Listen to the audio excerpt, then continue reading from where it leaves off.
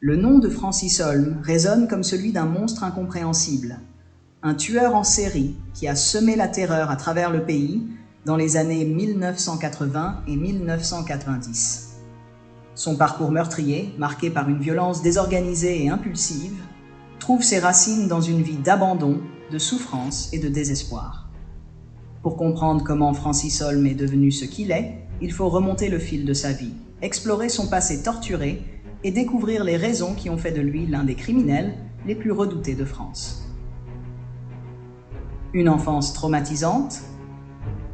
Francis Holm est né le 25 février 1959 à Metz, dans une famille dysfonctionnelle où la violence et la négligence étaient monnaie courante. Son père, militaire de carrière et brutal, lui donnait un surnom révélateur, le Boche.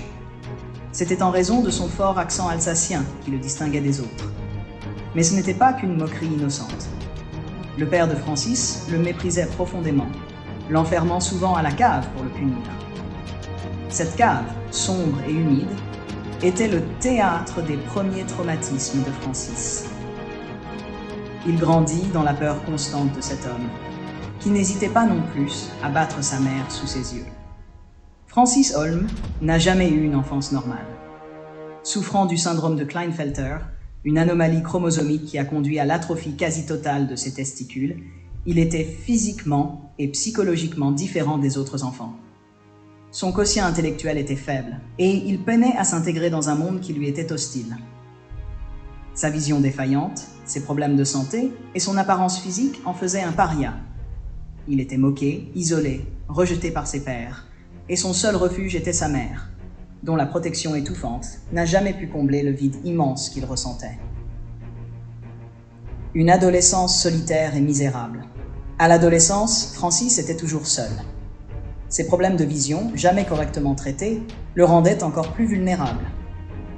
Un de ses professeurs lui avait conseillé de porter des lunettes, mais cela n'améliora guère sa situation. Au contraire, il restait un enfant à part, avec un regard fixe qui mettait mal à l'aise ceux qui le croisaient. Ses rares interactions avec les autres étaient marquées par la peur et l'incompréhension.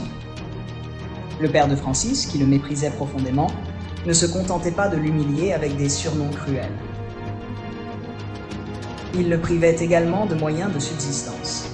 Francis n'avait pas d'argent, et pour se nourrir, il se résignait parfois à manger de la nourriture pour chat. Ce comportement étrange et dégradant lui valut un autre surnom parmi ceux qu'il avait connus, Félix, en référence à la célèbre mascotte des croquettes pour chat. Le choc de la mort de sa mère et la naissance du tueur. En 1984, la vie de Francis bascule définitivement avec la mort de sa mère. Elle était la seule figure stable dans sa vie, même si leur relation était tout sauf saine. Lors de l'enterrement, incapable de supporter l'idée de la perdre à jamais, Francis se jette dans la tombe, essayant désespérément de rejoindre sa mère dans la mort. Ce geste dramatique marque le début de sa descente aux enfers. Après cet événement, Francis Holm commence à tuer. Le massacre de Montigny-lès-Metz. Le 28 septembre 1986, à Montigny-lès-Metz, Francis Holm commet l'un des crimes les plus atroces de son parcours. Ce jour-là, alors qu'il traverse la ville à vélo, deux jeunes garçons, Cyril Beining et Alexandre Beckrich, lui jettent des pierres. Pour eux, c'est un simple jeu, mais pour Francis, c'est une provocation insupportable. En un instant, il voit rouge, descend de son vélo et les massacre à coups de pierre. Ce crime, brutal et sans pitié, révèle l'extrême violence dont il est capable lorsque ses démons intérieurs prennent le dessus.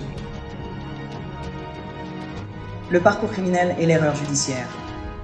Après Montigny-lès-Metz, la liste des victimes de Francis Holm s'allonge.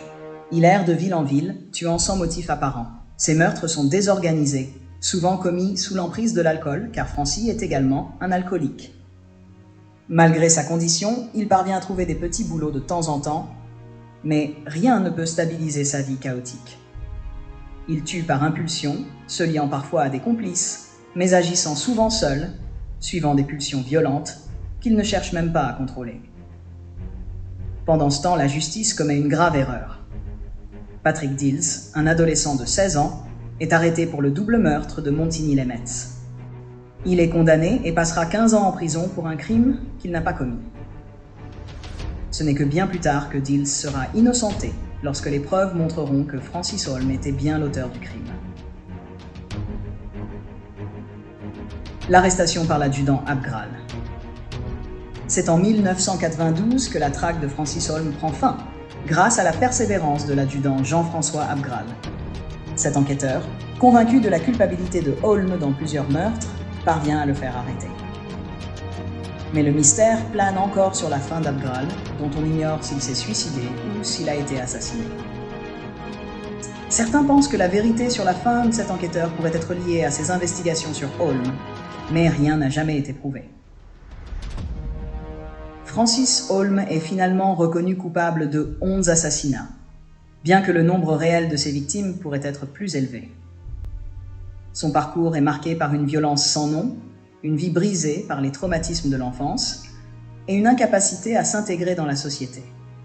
C'est un homme déchiré par la haine, la douleur et un mal-être profond qui a laissé derrière lui une traînée de mort et de souffrance.